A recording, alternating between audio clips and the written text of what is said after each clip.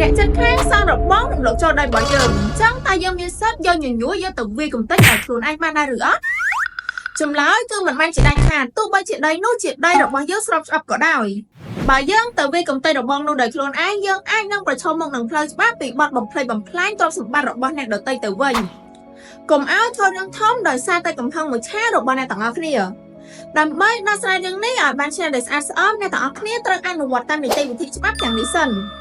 ទី1ថតរូបនិងវីដេអូទីតាំងសាងសង់នោះទុកជាភស្តុតាងភ្លាមទី2រៀបចំឯកសារប្លង់ដីសិទ្ធិកាន់កាប់បន្ទាប់មកយកទៅពិភាក្សាជាមួយមេធាវីឬអ្នកជំនាញផ្នែកអចលនទ្រព្យដើម្បីរៀបចំនីតិវិធីផ្លូវច្បាប់ឲ្យបានរឹងមាំទី3ដាក់ពាក្យបណ្ដឹងទៅអាជ្ញាធរមូលដ្ឋានឬគណៈកម្មការសូយោដីដើម្បីឲ្យពួកគេចូលមកផ្អាកការសាងសង់និងវាស់វែងព្រំប្រទល់ឡើងវិញឲ្យបានត្រឹមត្រូវ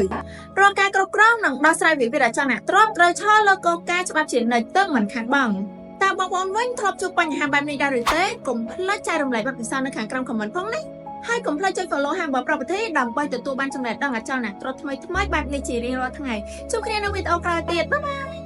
ចង់ទិញលក់ជួលអចលនទ្រព្យមែនទេសូមទាក់ទងមកកាន់ Harbour Property